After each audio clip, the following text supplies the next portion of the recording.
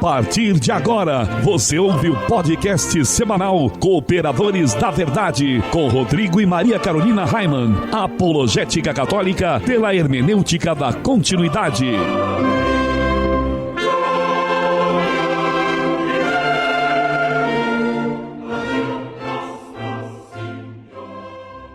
Olá, amigo ouvinte, paz e bem! Desde já agradecemos a sua audiência e pedimos a intercessão da Santíssima Virgem para que possamos conduzir o nosso podcast semanal segundo a vontade de Nosso Senhor. Eu sou o professor Raimann e você está ligado nos Cooperadores da Verdade. Apresenta este programa comigo a minha esposa Maria Carolina Raimann. Tudo bem, Carol? Tudo ótimo, Raimann, graças a Deus. Salve Maria Imaculada. E quem está aqui também conosco é o Peter Martins, aquele que manja dos Paranauês, né? O Peter é meu afilhado e amigo de longa data. Ele é designer gráfico e músico. Toca órgão no coral litúrgico Cooperadores da Verdade, que é um projeto que resgata o canto gregoriano em latim nas missas. Ele, como já disse, é aquele que manja tudo, né? E colabora com esse apostolado desde a primeira temporada do nosso podcast. Sempre que a gente está aí com algum problema, alguma dificuldade, a gente pede socorro, é pro Peter, né? Seja bem-vindo, querido. Muito obrigado, padrinho Carol. É sempre um prazer colaborar com vocês e cooperar com a verdade. Querido, para nós é que é uma grande alegria ter você aqui conosco, Peter, amigo do Raimann de longa data, porque vocês dois estão bem velhinhos já, né? Mentalmente mais velho do que fisicamente, Carol, graças a Deus. Não, mas tô brincando, mas é muito importante para nós ter você aqui, Peter. O Peter, ele sempre agrega muito às nossas reflexões, em todos os nossos projetos, ele que nos salva, né, Raimann? Quando a gente tem alguma ideia, alguma coisa, a gente consulta o Peter, ou quando tem alguma coisa que a gente precisa saber, pergunta pro Peter, então. E a gente sabe que tem muitos ouvintes que esperam ansiosos pelo podcast com a participação do Peter. E nós queremos mandar um grande abraço a todos que nos acompanham no site, nas redes sociais e nas diversas rádios que nos retransmitem. Se você é amigo da verdade, que é Cristo, fique conosco, pois aqui se fala a verdade, custe o que custar, doa a quem doer. E se não for amigo da verdade, pode ir embora também, né? Vai embora, a gente não quer ser teu amigo, não. Não, some daqui. Né? O nosso apostolado é de apologética católica pela hermenêutica da continuidade, mas todos são bem-vindos, viu? Se você não é católico, continue aí conosco e quem sabe até o fim desse programa Deus te converte. Queremos te convidar agora para rezar junto conosco. São tantas coisas para agradecer, né, Peter? São tantas pessoas que nos pedem orações diariamente. Junte então as suas intenções, as nossas intenções e rezemos juntos. Estamos reunidos em nome do Pai, do Filho e do Espírito Santo. Amém. Pater noster qui es in caeli, sanctificetur nomen tuum. Adveniat regnum tuum, fiat voluntas tua, sicut in cielo et in terra. Panem nostrum quotidianum da nobis hodie, et dimitis nobis debita nostra, sicut et nos dimittimus debitoribus nostris, et ne nos inducas in tentationem, sed libera nos a malo. Amen. Ave Maria, gratia plena, Dominus tecum. Benedicta tui mulieribus et benedictus fructus ventris tui, Iesus. Sancta Maria, Mater Dei, ora pro nobis peccatoribus, nunc et in hora mortis nostri. Amen. Gloria Patri et Filio et Spiritui Sancto. Sicut erat in principio et nunc et semper et in saecula saeculorum. Amém. Senhor, quem sois vós e quem sou eu? Vós, o Altíssimo Senhor do céu e da terra, e eu, um miserável vermezinho, vosso ínfimo servo. Grande e magnífico Deus, meu Senhor Jesus Cristo, iluminai o meu espírito e dissipai as trevas da minha alma. Dai-me uma fé íntegra, uma esperança firme e uma caridade perfeita. Concedei, meu Deus, que eu vos conheça muito, para poder agir sempre segundo os vossos ensinamentos e de acordo com a vossa santíssima vontade. Absolvei, Senhor, eu vos suplico, o meu espírito, e pela suave e ardente força do vosso amor, desafeiçoai-me de todas as coisas que debaixo do céu existem, a fim de que eu possa morrer por vosso amor, ó Deus, que por meu amor vos dignastes morrer. Amém. Amém. E continuamos reunidos em nome do Pai, do Filho e do Espírito Santo. Amém. E no quadro A Vida dos Santos, nós ainda continuamos estudando a vida dos papas que foram canonizados. Que bênção, né, Carol?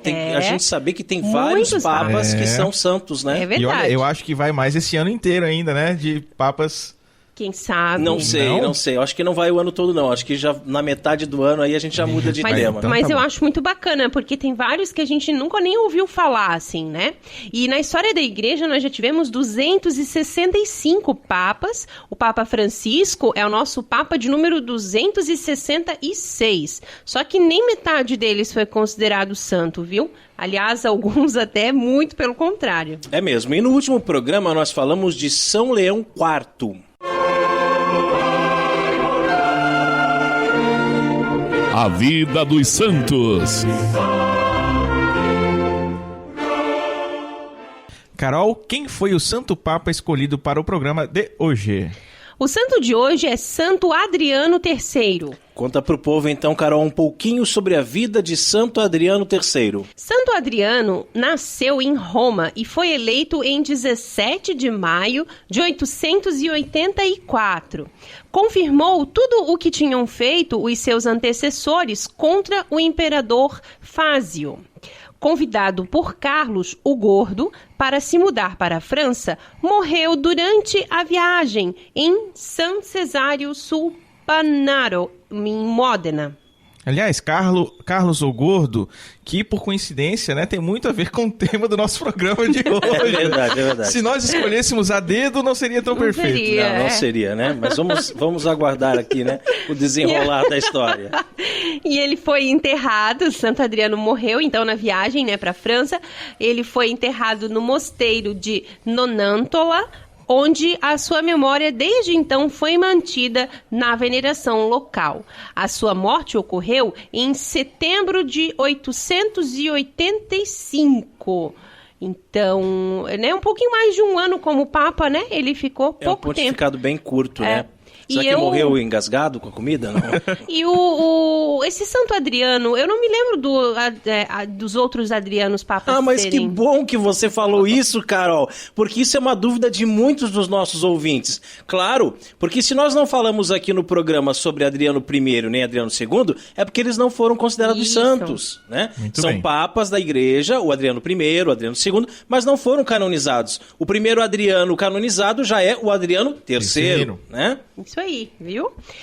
Cronistas gibelinos acreditam que o Papa Adriano III tenha sido apunhalado enquanto dormia, a mando do Duque de Spoleto e do Conde de Ferrara. Viu? Não tinha nada a ver com a comida, né? Mas é interessante a gente também ressaltar aqui para os nossos amigos ouvintes que nem todo gordo é guloso. Tá? É verdade. Nem todo gordo é guloso. Mas o gordo ele é bem moderado, né, no comer e tudo mais, só bem controlado.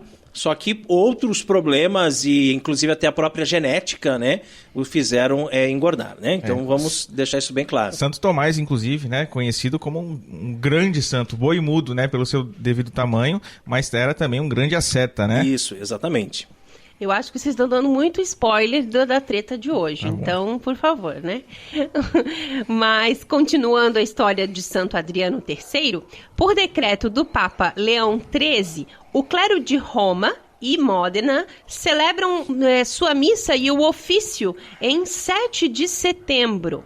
Santo Adriano III, rogai por nós. Quer conhecer melhor esse apostolado? Acesse o nosso site cooperadoresdaverdade.com.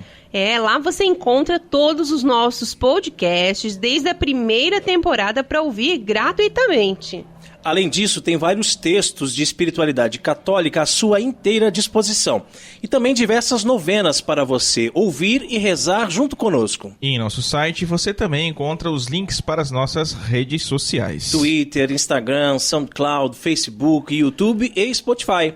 O site é atualizado toda semana, gente. Então corre lá, acessa o site e assina o nosso feed para receber as atualizações. Isso, aproveita também, curte lá a nossa página no Facebook, se inscreve em nosso canal no YouTube, galera, nos siga no Instagram e no Twitter e o mais importante de tudo, não deixe de rezar por nós. Feller Contabilidade, do nosso amigo Diácono Vital. A Feller Contabilidade fica na Rua Aldílio Garcia, número 479. Nesta você pode confiar. Atendimento de segunda a sexta-feira, das 8 ao meio-dia e das 13h30 às 17h30. Telefone 3346-2333. fellercontabilidade@matrix.com.br. Em frente à Secretaria da Paróquia São Cristóvão de Itajaí, Santa Catarina. Feller Contabilidade, a sua empresa nas mãos certas.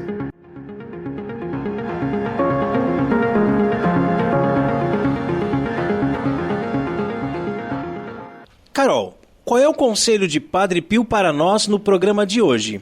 Escute-me, desapegue do mundo. Orando com Padre Pio. Amigo ouvinte, São Pedro, quando ouviu Jesus falar que quem deixar casa, mulher, pai, mãe, campos, riquezas, por amor a ele, herdará o reino dos céus, alegre e exultando disse: Senhor, nós deixamos tudo.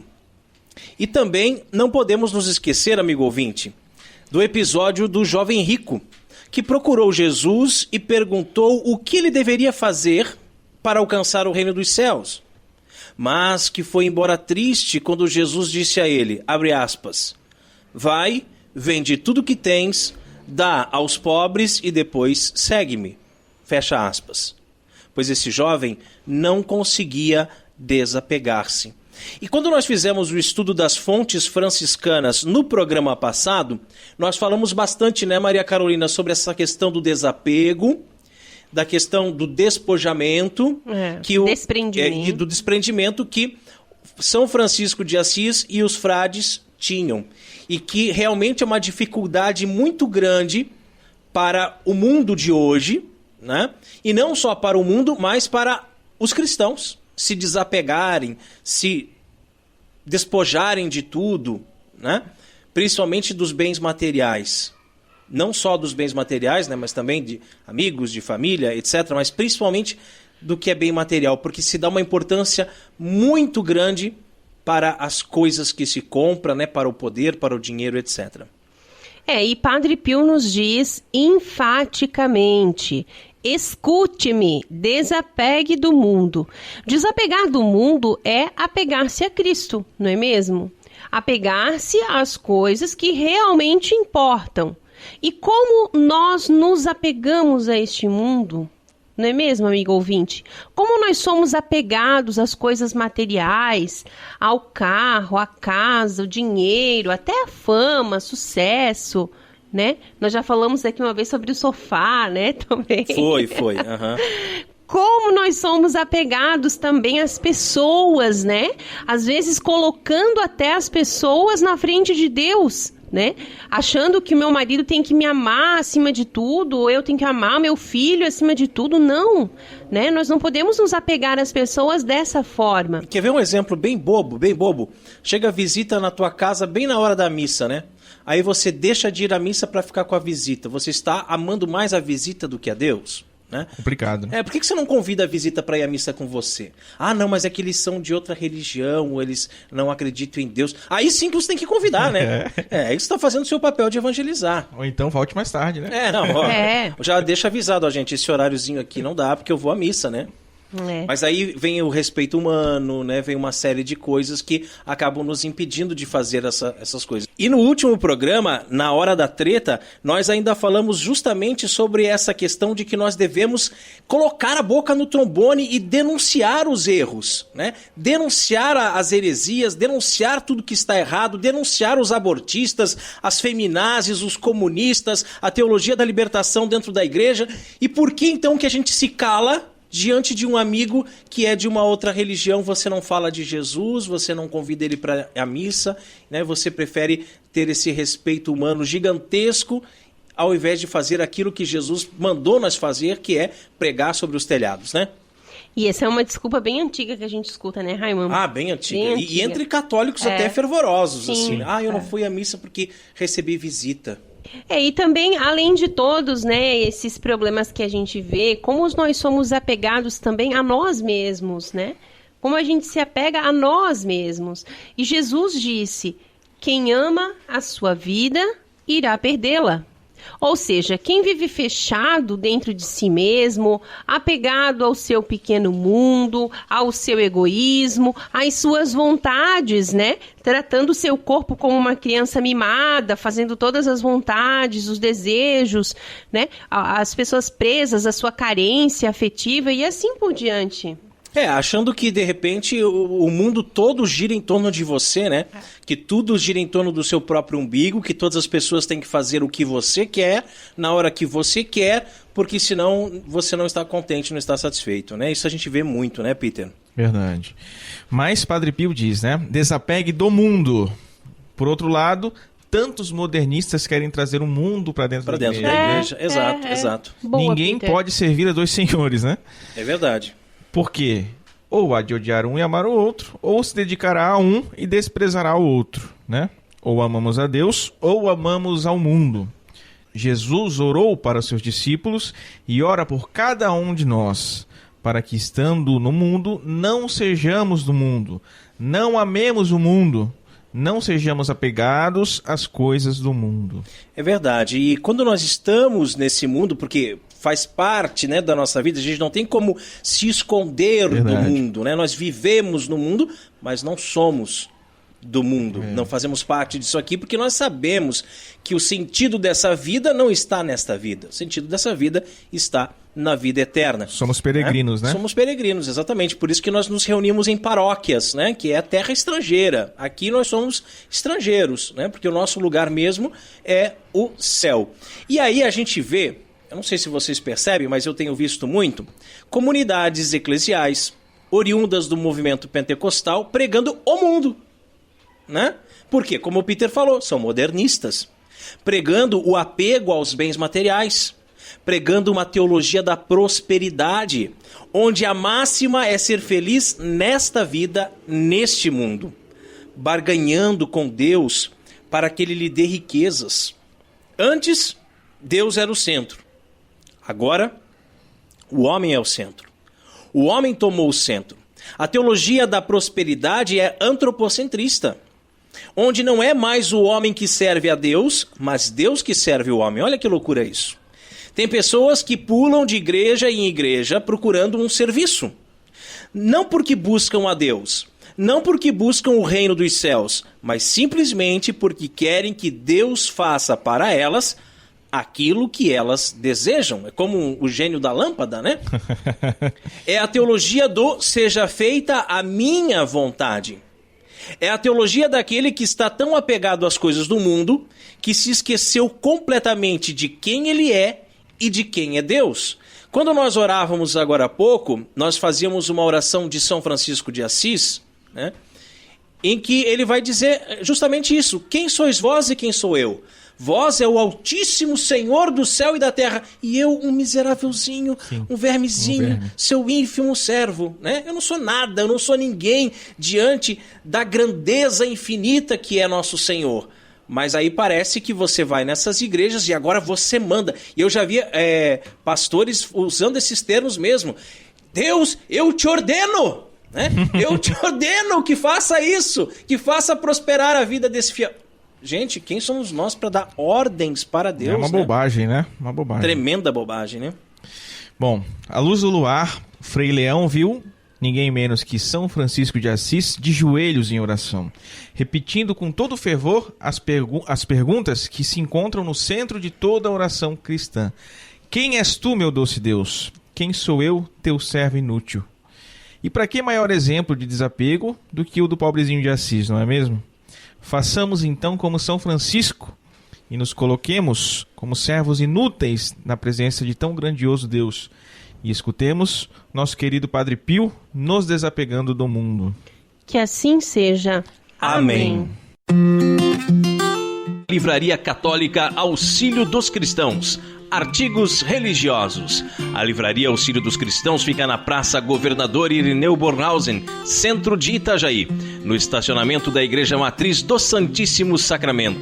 calendários, bíblias, livros, artigos litúrgicos, camisetas, cartões, presépios, crucifixos, imagens sacras, CDs, DVDs e muito mais. Telefone 3349-0692. 3349-0692. Livraria Auxílio dos Cristãos. 21 anos de tradição. E se você também gostaria de anunciar a sua empresa no programa Cooperadores da Verdade, entre em contato conosco e ajude-nos a evangelizar. Isso, o nosso e-mail é contato@cooperadoresdaverdade.com, ou então também pelo WhatsApp, você pode fazer contato conosco, DDD 47, e o telefone é 99718 3296.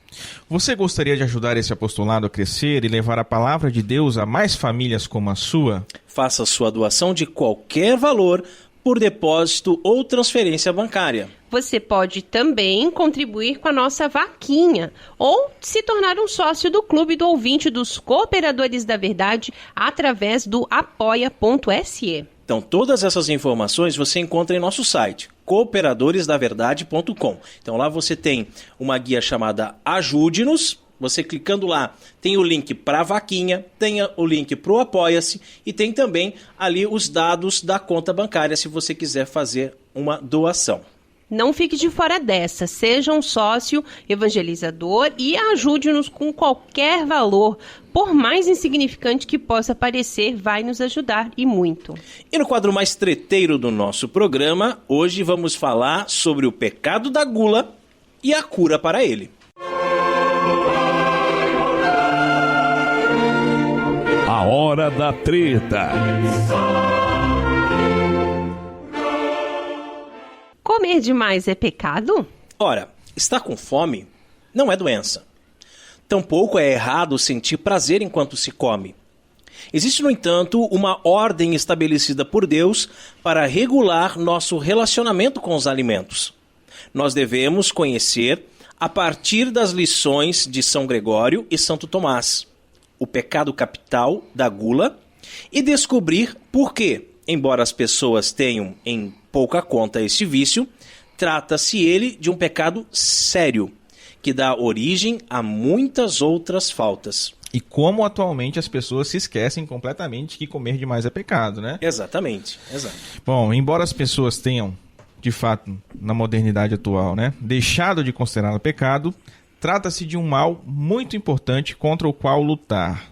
Não sem razão, o doutor Angélico, o grande Santo Tomás de Aquino, dedica uma questão inteira da Suma Teológica para explicar em que ela consiste, quais as suas espécies e qual é, por assim dizer, a sua prole. Porque, claro, um pecado vai gerar outros inúmeros pecados, né? E importa dizer em primeiro lugar que, de fato, sim, a gula é um pecado, ouviu? Então, não é que sentir fome seja uma doença, né? Como o Raiman falou, o Raiman acabou de citar. Nem que sentir prazer com a comida seja errado. Se fosse errado, Deus não nos daria papilas gustativas, né? Exato. Então, assim, não é gula todo e qualquer desejo de comer ou beber, né? Senão um desejo desordenado. Isso significa dizer que há uma ordem estabelecida por Deus para regular o nosso relacionamento com os alimentos, como o Raiman já, tinha começado a falar. Exato. E na temporada passada, em um podcast que eu não lembro qual é o número agora, depois vocês procurem lá, nós fizemos uma analogia pela qual a alma era comparada a um cavaleiro que devia, de forma política, domar o seu cavalo, a saber, o composto corpo e alma. De fato, o composto de cada pessoa tem sua própria índole, que carrega consigo a carga genética de seus ascendentes, a educação que recebeu desde cedo, o ambiente em que cresceu, etc, etc, etc. É um conjunto de fatores que faz com que o nosso cavalo penda ou não para a desordem de gastrimargia, que é o nome da doença mais conhecida por gula. Por isso, enquanto para algumas pessoas a gula é a maior das tentações, para outras não é uma grande dificuldade. A questão é que, como foi dito, não é simplesmente no corpo que se alojam as desordens espirituais, mas no composto corpo e alma, que compõe a natureza humana, né? Principalmente no chamado apetite sensível. Aí, no modo mais específico, na potência concupiscível, que diz respeito ao desejo das coisas mais fáceis de se obter. Está a doença aí mesmo da gastrimargia. A gula é dividida por espécies, de acordo com o ensinamento de São Gregório Magno. Abre aspas. O vício da gula nos tenta de 5 maneiras. Então vamos lá. Às vezes nós adiantamos a hora de comer, antecipando a necessidade. Outras vezes buscamos pratos mais refinados. Outras vezes desejamos alimentos preparados com mais esmero. Outras ainda exageramos na quantidade da comida. E outras vezes, enfim, pecamos pela própria voracidade de um apetite sem limites. Fecha aspas. Olha, eu achei bem interessante esse ensinamento de São Gregório, viu? Porque geralmente quando se fala em gula, as pessoas acham que é uma coisa só. Sim, comer demais, né? Uhum. Comer demais, pronto, é gula, né? Mas eu achei bem bacana, sabe? Adiantar a hora de comer, antecipando a necessidade. Então, o meu corpo tem necessidade de comer, sim. Mas eu tenho que ter uma forma ordenada para isso. Eu tenho que ter hora para comer, hora para tomar o café da manhã, hora para almoçar, hora para jantar, né? E não comer a toda hora. E é uma coisa que eu acho bem interessante, porque assim, agora é um período de férias, eu estou em casa e às vezes você acaba se vendo assaltando a geladeira, claro, abrindo um armário, uma coisa para ver o que tem para comer, fora da hora. E aí você sabe que o seu corpo não tem necessidade daquela comida. Você está antecipando aquela necessidade, está adiantando a hora de comer. E aí, quando eu estou no trabalho, eu não me dou conta que, de repente, a Maria Carolina, o Miguel estão sozinhos em casa e que eles podem estar correndo o risco de cair nessa tentação também, de estar comendo toda hora, eu vou lá e vou comer um negocinho sem necessidade, sem que o corpo precise, e é uma forma de gula, que me chamou bastante atenção assim, sabe? A começar a me policiar daqui pra frente nesse sentido. Outra coisa que me chamou a atenção... Só um minuto, Padrinho. Não é sempre que isso configura pecado, né? É importante a gente frisar. Né? Às vezes você está ali, está comendo um aperitivo, alguma coisa assim, não é um problema. Mas quando isso se torna um vício, a ponto de chegar na sua hora de comer mesmo, e aí você já não tem mais fome e tal, e isso acontece rotineiramente, aí você tem uma desordem, né? Exato. O seu Ou corpo... faz aquilo um hábito, né? Você termina de comer, dali uma hora você já está beliscando alguma coisa, vício, já está procurando. Por isso que eu falei em ficar em estado de alerta, né? Porque os vícios, eles vão começar devagarinho, aos pouquinhos. Então, se você percebe que você está tendo uma tendência para isso, você já começa a frear. Exato. Né?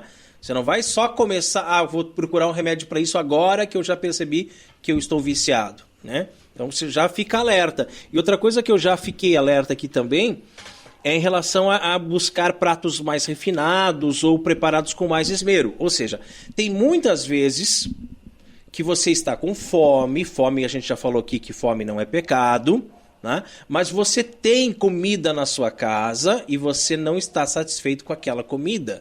Você quer outra coisa. Sim. Não, hoje eu quero sair para jantar fora. Gente, não é que seja errado sair para jantar fora, mas é porque está começando a criar algo desordenado dentro de você quando você percebe que você quer sair e comer fora o tempo todo, né?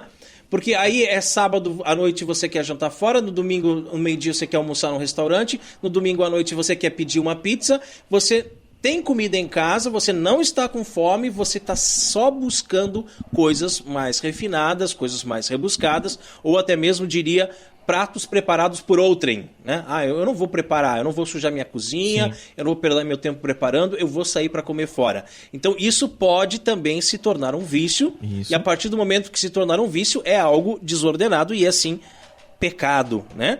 E a voracidade, né? Um apetite sem limite, quando a gente percebe que a pessoa vai comendo, parece que é um saco sem fundo, né? Sim. E não para mais, tá? Então também é pecado, e é pecado grave, né? E aí nós estávamos falando das espécies ali de acordo com o ensinamento de São Gregório Magno.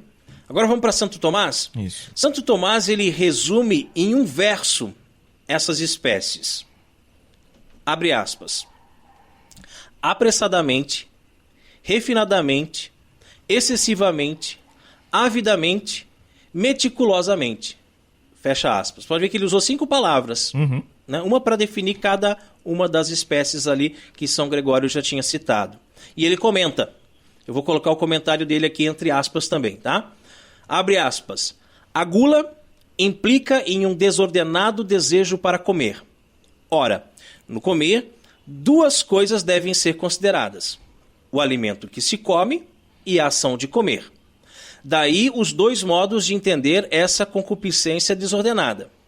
Primeiro, quanto ao alimento que comemos. Assim, quanto à substância ou à espécie de comida, há quem procure alimentos refinados, isto é, caros. Quanto à qualidade, há quem busque alimentos acuradamente preparados, isto é, meticulosamente. E quanto à quantidade, aos que exageram, comendo em excesso. Em segundo lugar, considera-se a desordem da concupiscência quanto ao ato de comer ou por antecipar o tempo próprio para isso, isto é, apressadamente, ou por não observar a maneira conveniente de comer, isso é, avidamente. Fecha aspas. São Tomás é cirúrgico quase, Não, né? é incrível, é fantástico, né? Impressionante, né? Também São Gregório Magno ensina que da gula provém aí 5 filhas, tá? Abre aspas. Da gula surgem a alegria tola, a palhaçada, a imundície, a loquacidade e o embotamento mental. Fecha Será que aspas. é por isso que os gordinhos são sempre risonhos, né? Sempre fazendo piadinhas, né? Então. A alegria tola, palhaçada, Vai né? saber. Faz sentido, hein? Bom, e Santo Tomás de Aquino também comenta esse texto de São Gregório, tá? Abre aspas. A gula consiste propriamente no prazer imoderado no comer e no beber. Veja, prazer imoderado, né? Não é pecado sentir prazer ao comer, mas quando se torna imoderado, exagerado, né? Quando só se busca o prazer ao comer, né? Então se torna um vício, se torna pecado. E interessante que ele fala do beber. Do beber, né? eu ia falar a mesma coisa. Claro. Não é só do comer, não é só do do comer. beber É, também. do beber também. E aqui não estamos falando ainda de bebida alcoólica. Não, porque qualquer pode bebida. ser um refrigerante, Sim, pode ser sim. um suco de limão natural sem açúcar. Até mesmo água. Né? Até mesmo água, né? Se Até... você bebe imoderadamente, Imoderadamente, né? Você está exatamente, pecando. né? Você está pecando. E agora, quando se trata da bebida alcoólica, que aí gera uma série de polêmicas se os católicos deveriam beber ou não, e dá muita treta na internet a respeito disso, etc, etc. Né? Outro dia aí, uns amigos nossos postaram umas fotos com copos de, acho que era um espumante, né? Uma coisa assim. E aí, por eles serem católicos, o pessoal caiu de pau em cima deles e tal. E eles falaram que não, que o católico podia beber, porque isso aí é puritanismo, que a gente sempre fala aqui no programa também e tal, enfim. Não queremos entrar nesse aspecto, né? Nós sabemos que beber bebida alcoólica não é pecado, ponto. Mas você beber de forma imoderada Sim. é um pecado pelo simples fato de que você perdeu a moderação, meu amigo. Exatamente. Né? Você já partiu para um ato desordenado. Se você vai ficar bêbado e isso aí vai gerar outras consequências, não estamos falando disso. O fato de que você está bebendo demais, você está passando da conta, já é um ato imoderado, já é pecado. Isso vale tanto para água, quanto para cerveja, tanto para o refrigerante, quanto para o vinho, whisky, e né? etc. etc. Né? Bom, então, Santo Tomás dizia que a gula consiste propriamente no prazer imoderado, né? Em comer ou beber. Tá? E aí hão de ser consideradas filhas dela os vícios resultantes justamente deste prazer descontrolado. Tá? Os vícios podem ser entendidos na parte da alma e também do corpo. Tá? Da alma, de 4 maneiras. Em primeiro lugar, quanto à razão, cuja a acuidade se embota com os excessos da comida e bebida também, né? Nesse sentido, considera-se como filha da gula o embotamento intelectual, causada pelos vapores dos alimentos que perturbam a mente. A abstinência, ao contrário, facilita a aquisição de sabedoria, conforme a Escritura. Deliberei em meu coração arrancar do vinho minha carne para voltar o espírito à sabedoria. Então, Santo Tomás está falando aqui que o próprio ato de cometer o pecado da gula, de comer demais, vai embotar sua mente, né? Vai te fazer pensar pior, né? Vai te prejudicar intelectualmente mesmo, né? E que o contrário disso, o jejum, a abstinência, essas mortificações que a gente fazem com que até a nossa inteligência seja mais desenvolvida. Exatamente. Né? Quando você faz um jejum mais prolongado, eu não sei se o amigo ouvinte já teve essa experiência assim de ficar muitas horas, sabe? 40 horas, 50 horas sem comer absolutamente nada. Você percebe que você fica muito ligado nas coisas. Parece que a sua mente está trabalhando melhor, sim, né? Isso é um fato assim comprovado cientificamente. Agora, o segundo lugar vamos deixar para Maria Carolina. O segundo lugar, Carol. Carol. Santo Tomás continua, né, então nos explicando quanto ao apetite que se desregula, né, de muitos modos pelos excessos no comer e no beber, porque a razão fica adormecida e travada. E nesse sentido fala-se de alegria tola, pois todas as outras paixões desordenadas conduzem, segundo Aristóteles, à alegria e à tristeza. E a isso se refere a Escritura ao dizer: o vinho faz crer que tudo é segurança e alegria. E em terceiro lugar, quanto ao destempero verbal.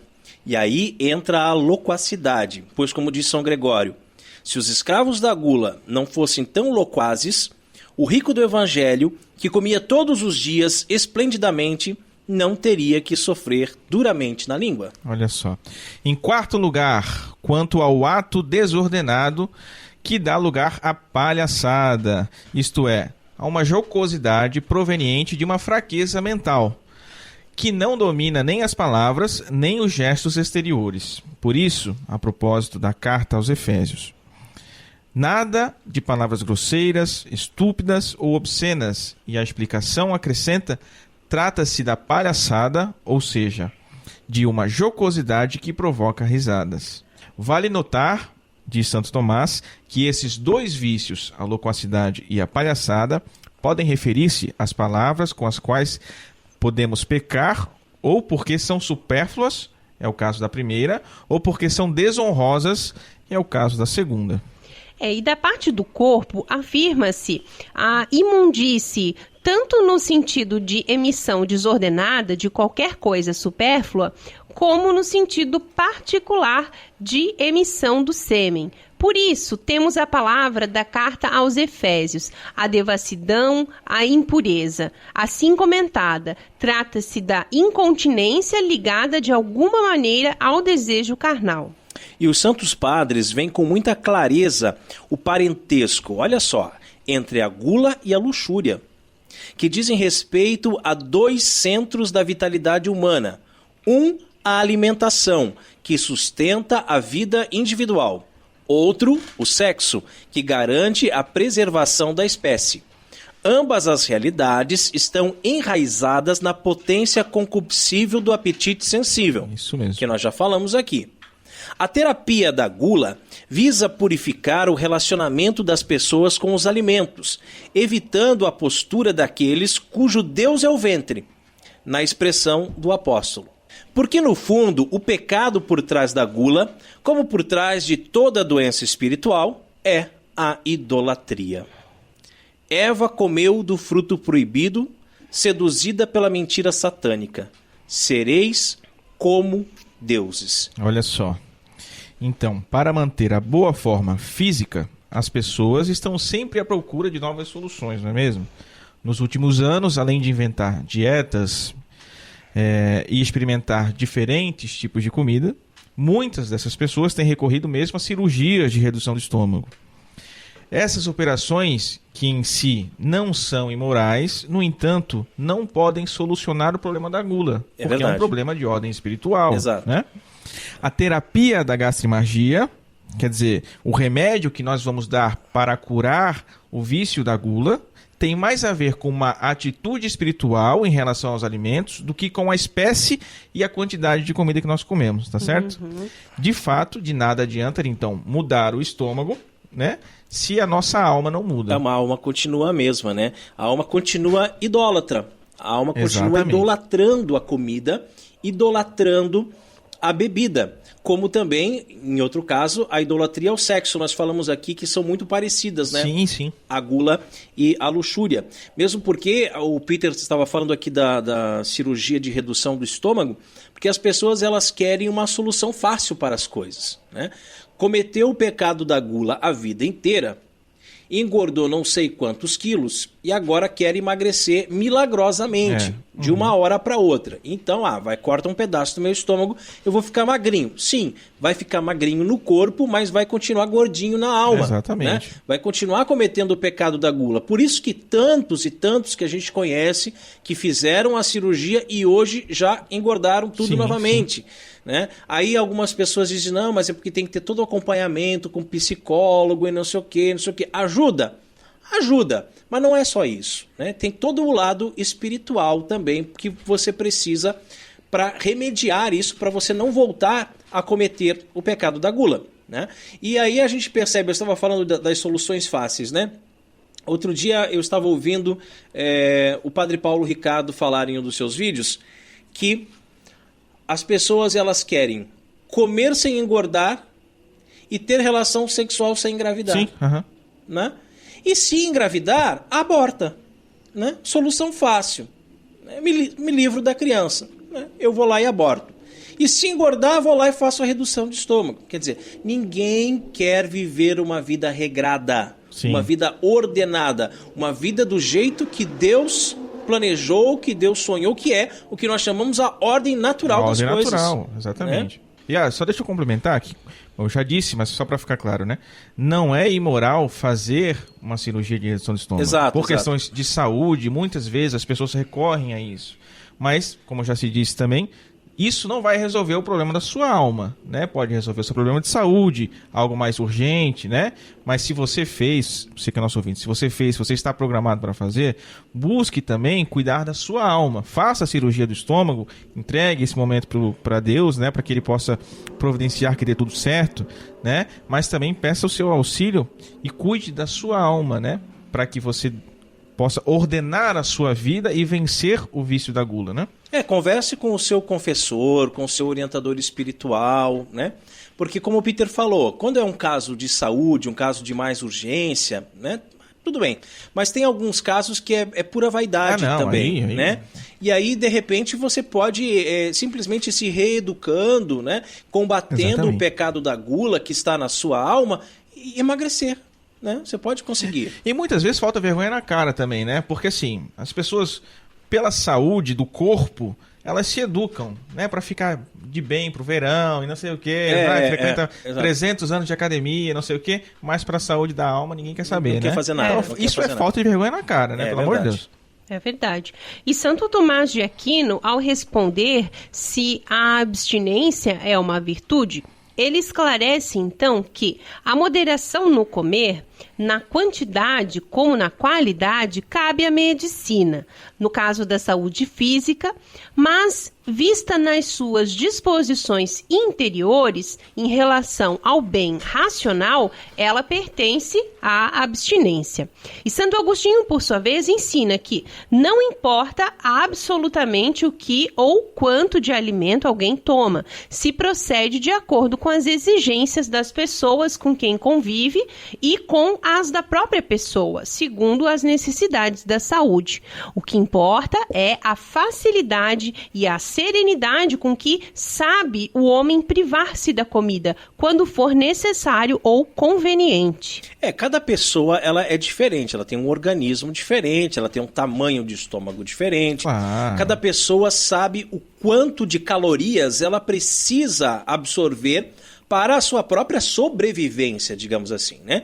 E depende também muito das profissões. Existem profissões que a pessoa precisa comer bem, se alimentar bem para poder dar conta do recado, né? A gente às vezes brinca, comeu como um pedreiro, né? Porque o pedreiro coloca lá feijão, arroz, macarrão, farofa, né? Tudo no prato ali, bate aquele pratão, mas também veja o trabalho que ele vai exercer depois, né? E é uma coisa que a gente costuma sempre falar aqui para o João Miguel, nosso filho. Porque o que acontece? Eu sou um homem de 40 e tantos anos que tenho 100 quilos, né? E o Miguel, que é uma criança de 10 anos, que tem 33 quilos, ele vê eu comer, ele quer comer a mesma quantidade que eu, entendeu? Ele quer comer, ele quer bater o mesmo prato que eu. E aí o que acontece? Isso já é gula. Sim, sim. Né? Isso já é um pecado da gula. Então a gente está ensinando justamente para que ele possa tratar disso, porque depois ele vai acabar engordando de uma forma assim, descontrolada, sim, porque o estômago dele não suporta aquela quantidade toda de comida que o meu suporta. Sim, sim. Né? E às vezes eu que tento, né, sou um miserável pecador, mas eu tento comer mais moderadamente, tento reduzir e tal, eu dou aquela reduzidinha e ele não reduz, né? E eu penso, pô, mas hoje comeu mais do que eu, né? E a gente até brinca porque tem vezes que a gente vai nos rodízios, espeto corrida, esse tipo de coisa, chega lá, eles dizem assim, seu filho ele paga meia, né? E ele se arrepende, né? O garoto bate bem, come bastante. Mas o Miguel tá em forma, hein? Não, tá magrinho. É que tá, isso que nos fase preocupa, de crescimento, né? Isso nos preocupa, porque não é o corpo, é a alma, né? Claro. Então, se a alma dele não perceber que ele tem que reduzir, né, o corpo dele vai sofrer consequências também no futuro. É importante a gente ter em mente que as coisas têm uma finalidade, né? E a finalidade da alimentação é a nossa nutrição. Exato. Tá? Quando a gente fere essa finalidade, quando a gente exagera a ela, ou quando a gente desvia essa finalidade, então a gente está pecando, a gente está contrariando a ordem natural pela qual Deus criou as coisas, né? Deus criou tanto nós, homens e mulheres, quanto os próprios alimentos que colocou à nossa disposição, né? E assim, gente, o nosso tempo está bem estourado, nós temos bastante coisa para falar ainda, tá? Eu queria falar de um monge russo, o Inácio Brankeninov. Ele é santo da Igreja Ortodoxa. Preleciona que a ascese corporal é necessária para tornar a terra do coração apta para receber as sementes espirituais, que são as graças de Deus. Ele adverte também para duas atitudes igualmente perigosas: o abandono das práticas ascéticas e o seu excesso. A primeira transforma os homens em animais, a segunda em demônios. Se o guloso está sempre insatisfeito e se comporta diante dos alimentos como um bicho, quem exagera na ascese, comportando-se como um faquir e achando-se melhor do que os outros, se envaidece e se iguala a Satanás, que caiu justamente por sua soberba. Isso. Então, para curar o vício da gula, o jejum e a abstinência são, sim, necessários, mas devem ser feitos com o objetivo certo, por amor a Deus, em primeiro lugar, né? Passar fome por si mesmo não santifica ninguém.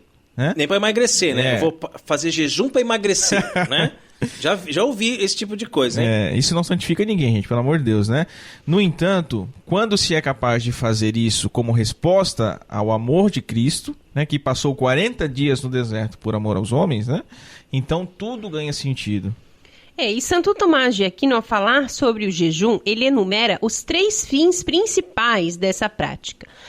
Abre aspas. Tem-se um ato por virtuoso quando ele se ordena pela razão a um bem honesto. Ora, isso acontece com o jejum, porque é praticado por 3 fins principais. Primeiro, para conter as concupiscências da carne, por isso diz o apóstolo, nos jejuns, na castidade. E visto que pelo jejum se conserva a castidade. E Jerônimo diz que sem Ceres e Baco, Vênus esfria, isso é, na abstinência de comida e bebida, a luxúria arrefece. Fecha aspas. Muito bem dito, Carol. E a concupiscência é o apetite sensível ligado ao sustento do corpo. Por conta do pecado original, este apetite é desordenado, tendendo a querer mais que aquilo que pede a necessidade física.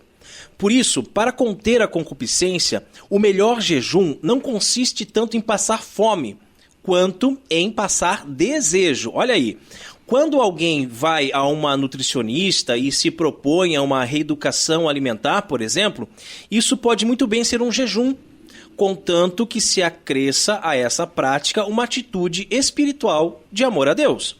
A sabedoria dos Santos Padres também lembra que a alma fortalecida pelo jejum combate com muito mais força contra o pecado da luxúria. Sabemos que uma das filhas da gastrimargia, como já falamos, é o embotamento intelectual, pelo qual a nossa alma fica pesada, com grande dificuldade de elevar-se a Deus. E sem lutar contra a gula, não será possível subir a escada da perfeição, que começa, sim, pela via purgativa, até chegar à plena união com Deus.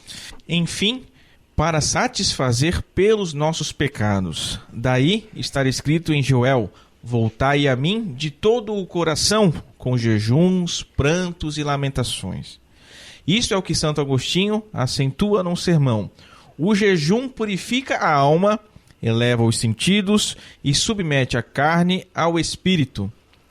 Torna o coração contrito e humilhado, dissipa as névoas da concupiscência, extingue os ardores das paixões e acende a verdadeira luz da castidade.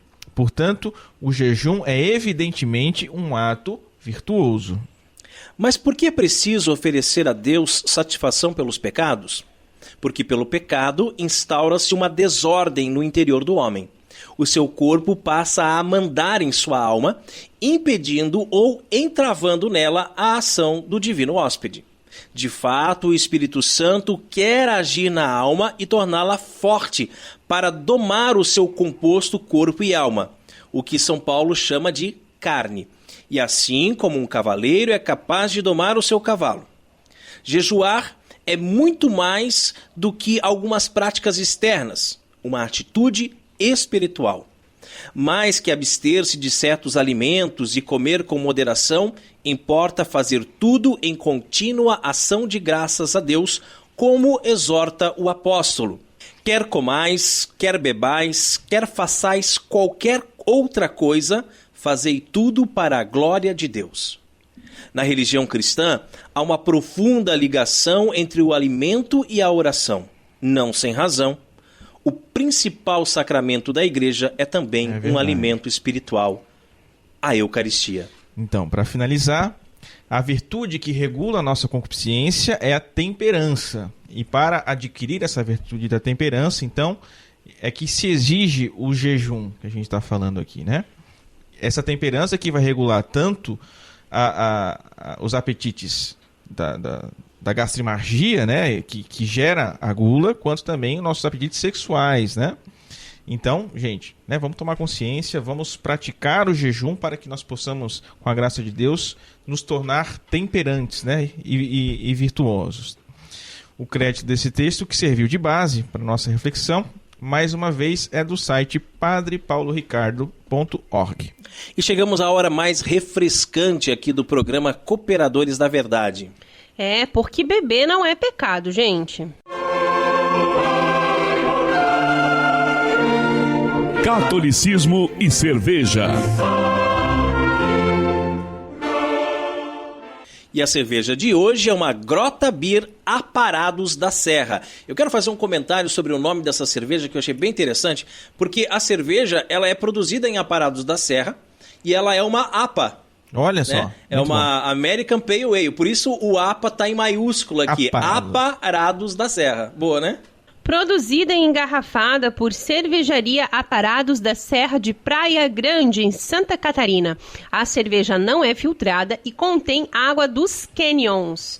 E a história de como essa cerveja chegou até nós para ser degustada aqui no programa é bem interessante, né, Rayon? É, sim. Fomos conhecer o Festival da Cerveja em Pomerode e depois de já ter provado vários chopps, resolvi experimentar uma da cervejaria Grota Beer, que eu ainda não conhecia, né? E comecei a conversar ali com o atendente, papo vai, papo vem, perguntei de onde era a cervejaria, falei sobre o programa de rádio, né? Esse podcast. Na hora ele já se prontificou a doar 3 garrafas de cerveja para serem degustadas no programa. Sensacional, hein? E uma coisa que eu acho interessante é que há um ditado entre os nativos da região de Aparados da Serra, que se referia como grota às imensas gargantas escavadas pela força das águas, os canyons, né? O ditado diz: grota feia, água boa. É, e água boa, cerveja boa, Peter. Com certeza. E eu continuo curiosa para conhecer esses canyons lá em Aparados da Serra. Vamos lá, né, marido? Ah, vamos sim. Ainda mais agora que sabemos que lá se faz cerveja de qualidade. Que maravilha, hein? Da próxima vez me levem junto, por favor. E o estilo, então, como eu já falei, uma American Pale Ale. O teor alcoólico é 6%, o IBU 36%, o amargor, né? Temperatura para consumo é entre 4 e 7 graus. E ela está disponível em garrafas de 500 ml e o copo ideal é o pint.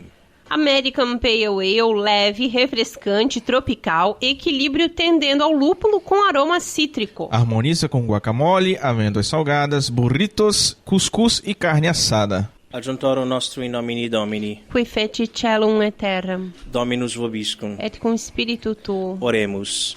Benedicti Domini creatura instant cervesiam, quam ex adipti frumenti producere natus est, ut sit remedium salutari humanum generi, et presta per invocatione nominis sui sancti, ut quinque qui ex ad bebirit in sanitatem corpus et anima tutelam percipiante, per Christum Dominum nostrum. Amém. Olha, muito Gente, bonita a cheiro cor de dessa lúpulo. cerveja, né? Bem Cheirosa. clarinha, né? É um amarelo bem forte, assim, acentuado, bem- né? bem mas dourado, não né? é turva, é bem dourado. Não, mas ela é um pouquinho turva assim. Pode ver que o Pouquinho, dedo a gente isso. não enxerga as digitais, né? Você enxerga o dedo, mas não enxerga digital. Mas tem uma espuma bem persistente, Eu acho que é o seu copo. uma espuma... É o meu... Eu tô com o pint, né? E é uma espuma branca, né? De bolhas pequenas. Mas Que uma espuma delícia. bem persistente. Uma espuma que ela, ó, fica marcada no copo. Fica marcado no copo. O cheiro muito bom. Cheirosa, um cheiro de maracujá, um Isso. cheiro cítrico. Hein? Nossa, né? o cheiro é Sabor maravilhoso. é bem cítrico. do lúpulo mesmo.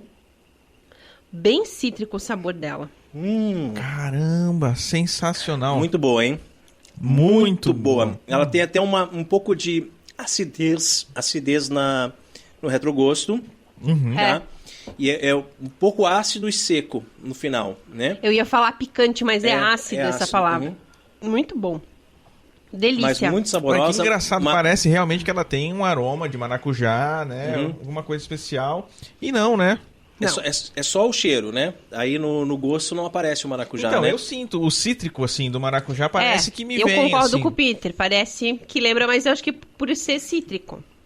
Talvez. Muito bom, muito bom. E não vai nenhum ingrediente especial, né? É só o lúpulo É a mesmo, APA né? normal, né? Então, um brinde! Ein Prosit, der Gemütlichkeit. Catolicismo e Cerveja conta com o apoio da Beer House Cervejas Especiais. Empório especializado em cervejas nacionais e importadas, com agradável espaço para degustação e inúmeras opções para presentes. Produtos para harmonização, copos, taças, kits e cestas e, é claro, muita cerveja. Aberto ao público de segunda a sexta, das 15 às 23 horas e aos sábados, das 10 às 22 horas. A nossa missão é trazer o universo cervejeiro cada vez mais próximo dos apreciadores dessa bebida inigualável. A Beer House está situada na Avenida Coronel Marcos Conder, número 950, Sala Térrea, Centro, Itajaí, Santa Catarina. beerhousemkt@gmail.com. Fone 3045-5821. Beer House, a primeira casa cervejeira de Itajaí. Rezemos a Virgem que nos proteja, nos guie e cuide do nosso apostolado. Salve Regina, Mater misericordiae, vita dulcedo spes nostra salve. A te clamamos, exulis filieve, a te suspiramos gementes et flentes in ac lacrimarum vale. Ergo advocata nostra, illos tuos misericordiis oculos ad nos converte, et Iesum benedictum fructum ventris tui, nobis spos hoc exilium ostendem. O clemens, o pia, o dulce Virgo Maria. Ora pro nobis sancta Dei genitrix. O dignificiamus promissionibus Christi. Amém. Subtum presidium confundimus sancta Dei genitrix. Nostras deprecationes ne despicias in necessitatibus nostris. Sede periculis conclibera nos semper. Virgo gloriosa et benedicta. Amém. E chegamos ao fim de mais um programa Cooperadores da Verdade.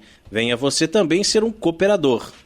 Colabore com esse apostolado, fazendo a sua doação para que possamos adquirir equipamentos melhores e para manter este programa no ar. Contamos com a sua generosidade e também com a sua oração. Muito obrigado a você que nos acompanhou nesse podcast. Ajude a divulgar compartilhando nas redes sociais.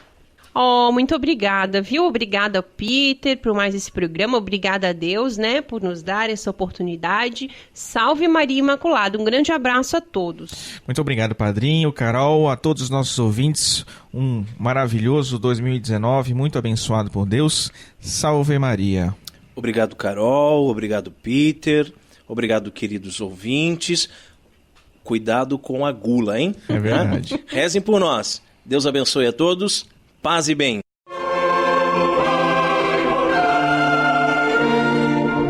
Você ouviu Cooperadores da Verdade, com Rodrigo e Maria Carolina Raimann, apologética católica pela hermenêutica da continuidade.